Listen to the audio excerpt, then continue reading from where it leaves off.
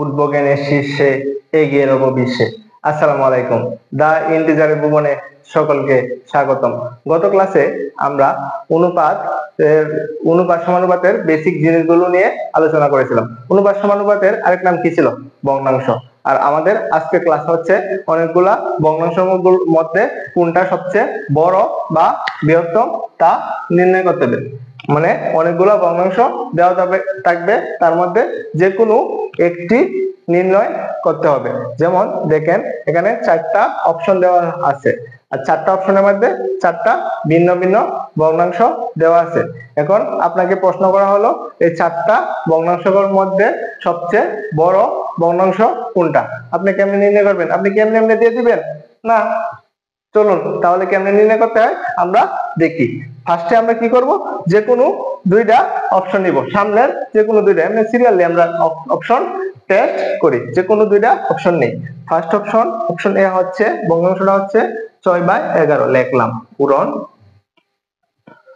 8/14। Option B 8/14।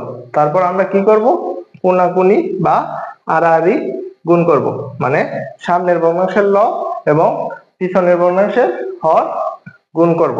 তারপর ঠিক same আমরা ওইটাও আড়াআড়ি গুণ করব, মানে সামনের ভগ্নাংশের হর আর পিছনের ভগ্নাংশের লব গুণ করব। কি হয় তাইলে? 6×14 কত? 84। আর 8×11 88। দেখুন 84 আর 88 মধ্যে 88 বড় না? তাই আর 88 কোনটা রিপ্রেজেন্ট করে, মানে কোনটা থেকে আসছে? অপশন বি অথবা অপশন খ থেকে আসছে 88, 8/14 থেকে আসছে। তাই আমরা অপশন ক কে সিলেক্ট করলাম। দুইটা অপশনের মধ্যে টেস্ট করে বা চেক করে আমরা অপশন খ কে সিলেক্ট করলাম আর অপশন খ কে বাদ দিয়ে দিলাম। এই দুইটার মধ্যে কোনটা বড়? অপশন খ। ঠিক আছে, অপশন ক বড়। তারপর আমরা এই দুইটার মধ্যে আবার টেস্ট করি, দেখি কোনটা সবচেয়ে বড়। অপশন খ হচ্ছে 8/14, পূরণ অপশন ক কি 3/5। 8 আর 5 গুণ করলে কি হয়? 5×8 = 40। যেটা গুণ হবে এমনি সামনের ভগ্নাংশের লব আর পিছনের ভগ্নাংশের হর গুণ করে যেটা হয় এটা সামনের ভগ্নাংশের ফল, মানে সামনের ভগ্নাংশের মান নির্দেশ করে। ঠিক তেমনি সামনের ভগ্নাংশের হর আর পিছনের ভগ্নাংশের লব গুণ করে যেটা হয় এটা পিছনের ভগ্নাংশের ফলাফল বা মান নির্দেশ করে। তাইলে 3×14 কত? 3×14 42। 40 আর 42 এর মধ্যে কোনটা বড়? 42। 42 কোনটাকে রিপ্রেজেন্ট করে, মানে কোনটা থেকে আসছে? অপশন গ থেকে আসছে, মানে 3/5 থেকে আসছে 42টা। তাইলে আমরা এই অপশন ক আর অপশন গ এর মধ্যে ক কে বাদ দিয়ে খ কে আবার সিলেক্ট করলাম। ও বাদ এই দুইজন বাদ, ও সিলেক্টেড। তিনটার মধ্যে তিনটা যদি আমরা কাউন্ট করি তাহলে ও সিলেক্টেড, অপশন গ সিলেক্টেড, আর খ বাদ। তারপর বাকি রয়েছে কোনটা? অপশন ঘ। তিনটার মধ্যে যেটা বিজয়ী, মানে তিনটার মধ্যে যেটা সিলেক্টেড, এটার সাথে আমরা যেটা বাকি রয়েছে এটা আবার ফলাফল বা চেক করব। 3/5। অপশন গ কি 3/5, পূরণ অপশন ঘ কি 5/8। এটা অনেকটা খেলার মতো না? মানে এ বাদ করতেছে, হ্যাঁ যাইতেছে, পরে হ্যাঁ সাথে আবার পরবর্তীতে একটা রাউন্ড এনে চলতেছে আর কি। ঠিক সেম খেলার মতো, ধাপে ধাপে যায় না, পরে যে কোনো একজন বিজয়ী হবে। অপশন 3/5 আর 8, 5/8 গুণ করলে কি হয়? কোনাকুনি 3 আর 8 গুণ করলে 3×8 = 24। 3×8 = 24। এটা 3/5 কে মান বা 3/5 কে রিপ্রেজেন্ট করে।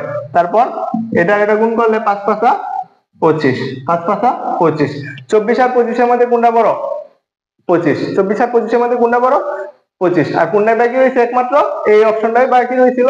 তার মানে সবগুলা টেস্ট বা চেক করার পরে আমরা কি জানলাম? সবচেয়ে বড় কোনটা? অপশন ঘ, এটা বাদ। এটার মধ্যে যেহেতু এটা হইছে বিজয়ী বা ফাইনাল রাউন্ডে ও উত্তীর্ণ। ফাইনাল রাউন্ডে ও উত্তীর্ণ। ওইটা ছিল সেমিফাইনাল, এটা কোয়ার্টার ফাইনাল, এটা হইছে ফার্স্ট রাউন্ড। এমনে গেছে খেলাটা। তাহলে কি হইছে? ফাইনাল রাউন্ডে কোনটা উত্তীর্ণ? 5/8। 5/8 এটাই ফলাফল। আশা করি আপনারা এই পর্যন্ত বুঝছেন। এই পর্যন্ত যদি বুঝেন তাহলে আমি আরেকটা দিই, তাহলে বেসিকটা আরেকটু ক্লিয়ার হবে।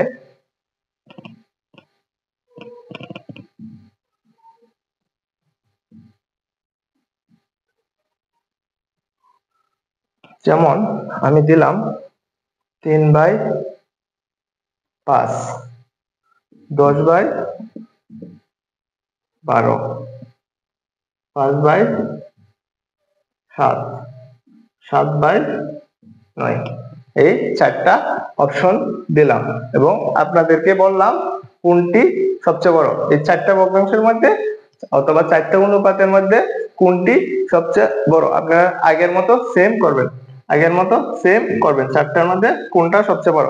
ফার্স্টে আমরা প্রথম অপশনটা লিখবো। প্রথম অপশনটা হচ্ছে 3/5 পূরণ দ্বিতীয় অপশনটা লিখবো। দ্বিতীয় অপশনটা কি? 10/12, 10/12। 3 আর 12 গুণ করবো, তারপর আড়াআড়ি বা কোনাকুনি, 3 12 কত? 36, 36 লিখবো। 3/5 এর মানে কি? 36। তারপর এটা আর এটা কোনাকুনি গুণ করবো, 5 10 কত? 50। 36 আর 50 এর মধ্যে কোনটা বড়? 50। আর 50 কোনটা থেকে আসছে?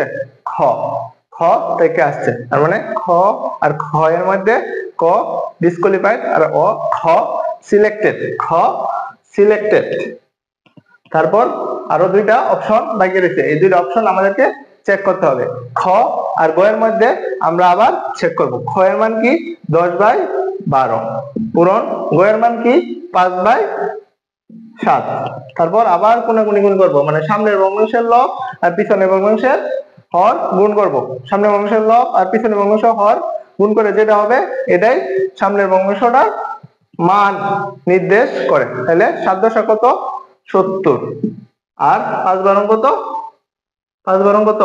60। 70 আর 60 এর মধ্যে কোনটা বড়? অবভিয়াসলি 70 বড়। তাহলে খ আর গ এর মধ্যে আমরা চেক করছিলাম বা টেস্ট করছিলাম, তাহলে কোনটা সিলেক্টেড হয়েছে? গ বাদ পড়ছে আর খ সিলেক্টেড হয়েছে, খ সিলেক্টেড হয়েছে।